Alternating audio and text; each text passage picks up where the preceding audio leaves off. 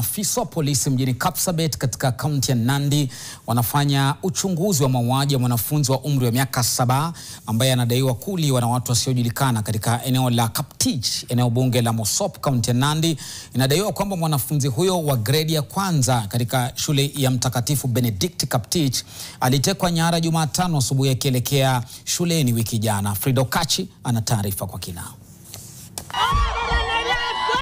Wakazi wenye hamaki walifanya maandamano kulalamikia mauaji hayo tata ya mwanafunzi, huku wakilaumu chifu wa eneo hilo pamoja na asasi za usalama kwa kile walichokitaja kama uzembe na kutotekeleza majukumu yao ipasavyo. Nilimtayarisha akuje shule na kufika shule, ikabidi nikuje shule niulize penye mtoto alienda. Sasa tukapatwa na mshtuko sana. Hata moyo wangu inalia sana, hata uchungu. Juzi wania waliua kijana yangu na watu wenye waliua wakashikwa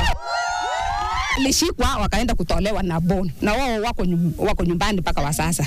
Ndio hii tena Deno ameuliwa. Kamanda wa polisi eneo la Nandi Kusini alisema mama ya marehemu alipiga ripoti kwa maafisa wa polisi kutokana na kutoweka kwa mwanawe aliyekosa kurejea nyumbani. Tarehe 10 wananchi wakajisanya na wakaanza kutafuta kila mahali kwa mashamba, ambapo hiyo tarehe 10 mwezi huu wa 5 saa 9:30 hivi mwili wa mtoto ulikopatikana ukiwa umetupwa kwa shamba la miwa.